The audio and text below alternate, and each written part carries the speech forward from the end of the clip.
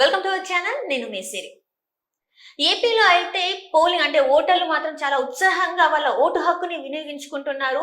ఇంత ఎర్రటి ఎండలో కూడా లైన్లలో బారులు తేరి మరి వాళ్ళ ఓటు హక్కుని ఉపయోగించుకుంటున్నారు. పొద్దున్న మనం 11 గంటలకి 11:30 ఆ సమయంలో చూసుకుంటే 20% కన్నా కొంచెం ఎక్కువ ఉన్న సందర్భం చూసుకుంటే ఆయన ఇప్పుడు చూసుకున్నట్టయితే దానికి డబల్ అయిపోయింది.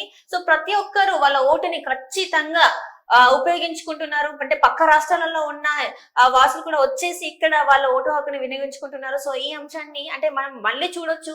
వెనకాల స్క్రీన్ లో మనకు కనిపిస్తుంది కదా. ఈసారికి అయితే ఓటింగ్ అయితే చాలా వరకు గతంలో కన్నా చాలా ఎక్కువ శాతం అయితే పోలింగ్ అయితే నమోదవుతుంది. సో ఈ అంశాన్ని మనకి వివరించడానికి మనతో పాటు ఉన్నారు ప్రముఖ senior journalist doctor Durga Vadlamani గారు. నమస్కారం మేడం. నమస్తే. మనం ఇందాక మనం చూసాం అంటే 11:30 ఆ ప్రాంతంలో చూసినప్పుడు పోలింగ్ 20 చేంజ్ ఎంతో ఉంది. కానీ ఇప్పుడు చూస్తే అనూహ్యంగా చాలా అంటే డబల్ పెరిగిపోయింది. అండ్ ప్రతి ఒక్కరు కూడా ఇంత ఎండలో కూడా వాళ్ళు అసలు ఇంత ఎండని కూడా కాదని మా ఓటుని మేము ఉపయోగించుకోవాలని చెప్పేసి వాళ్ళ క్యూ లైన్ లో ఉండి మరి వాళ్ళ ఓటుని వినియోగించుకుంటున్నారు. అండ్ ఇప్పుడు చూస్తున్నట్టయితే ఇక్కడ నియోజకవర్గాలుగా వాళ్ళు చూస్తుంటే 1 వరకు వచ్చిన దానికి చూస్తే మీరు ఒకసారి చూడండి. 175 నియోజకవర్గాలలో ఆంధ్రప్రదేశ్ లో వచ్చేసి మనకి 40.26% అయితే నమోదైంది. సో మిగతా డిస్ట్రిక్ట్స్ లో ఎలా ఉంది? ఇప్పుడు చూడండి, ఆంధ్రప్రదేశ్ టోటల్ ఇప్పటి వరకు 1 o'clock వరకు వచ్చిన ఇది రిపోర్టు 40.26% పోలైంది.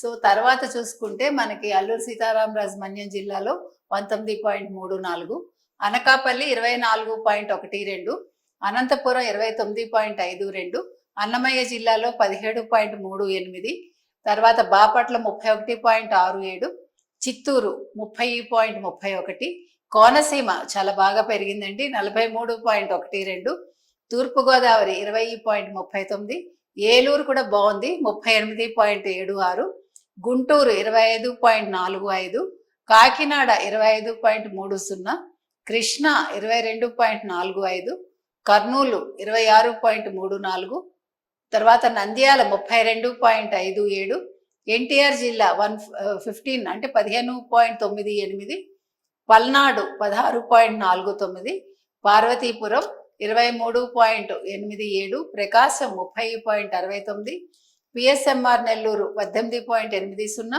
శ్రీ సత్యసాయి జిల్లా 28.37, శ్రీకాకుళం 40.52, తిరుపతి 26.14, విశాఖపట్నం 25.45, విజయనగరం 25.34, పశ్చిమ గోదావరి 19.54, కడప 32.64. అయితే ఇప్పుడు చూసారా మీరు, మనం పొద్దున్న 11:30 చెప్పుకున్నప్పుడు శ్రీకాకుళం చాలా తక్కువ నమోదైంది, ప్రకాశం ఎక్కువైంది. కానీ ఇప్పుడు రివర్స్లో ఇప్పుడు మనకి చూసుకుంటే కోనసీమ 40 చిల్లర వచ్చింది. అదేవిధంగా మీకు శ్రీకాకుళం కూడా చాలా ఎక్కువ వచ్చింది, 40% పైనే వచ్చింది. సో అంటే జనాలు కొంచెం ఎండెక్కే కొద్దీ రావడం మొదలు పెట్టారు, ఎండకి వెరవకుండా వస్తున్నారు. ఇప్పుడు ఓటు ఉపయోగించుకోవాలి అన్న ఒక్క కాన్సెప్ట్ తోటి వాళ్ళు బయటికి రావడం జరుగుతోంది.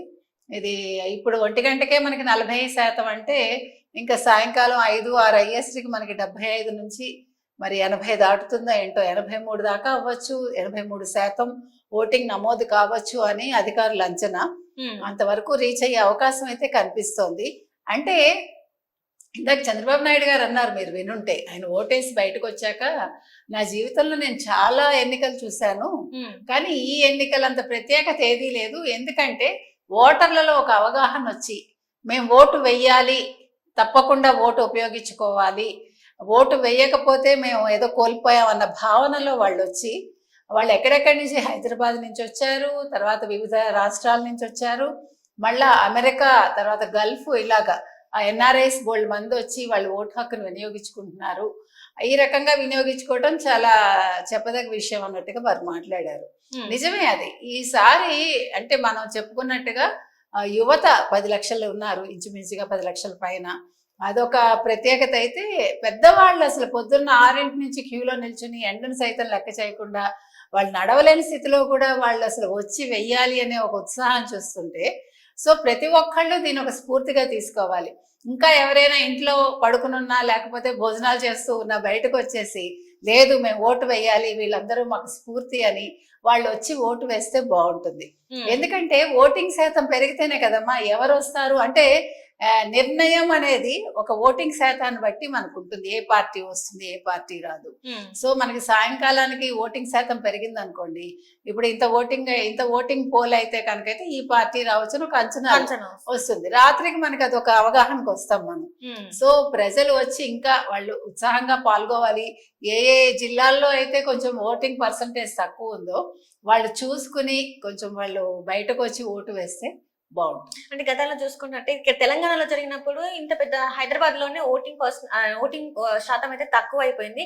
కానీ ఈసారి ఏపీలో చూసుకుంటే ఇక్కడ జరిగిన లాగా కాకుండా అక్కడ ప్రతి ఒక్కరు ఓటు వేయడానికి ఉత్సాహం చూపెడుతున్నారు. ఖచ్చితంగా ఈసారి మేము మా ఓటు హక్కుని ఎక్కడున్నా కూడా వినియోగించుకోవాలని చెప్పేసి ఏ రాష్ట్రంలో ఉన్నా అండ్ ఏ దేశంలో ఉన్నా కూడా వాళ్ళు ముందే వచ్చి ఎప్పుడెప్పుడు పోలింగ్ డేట్ వస్తుందా అని చెప్పేసి వాళ్ళు వెయిట్ చేయడం జరిగింది. ఈసారి అంటే మార్పు అనేది కనిపిస్తుంది కదా. అంటే గతసారి అంటే ఈ 5 సంవత్సరాల తర్వాత ముందు ఇప్పుడు చూసుకుంటే చాలా వరకు మార్పు వచ్చింది. యువతలో కూడా మార్పు వచ్చింది. ఓటు అనేది ఎంత విలువైందని తెలుసుకున్నారని అనుకోవచ్చు. అంటే ఖచ్చితంగా అవునండి.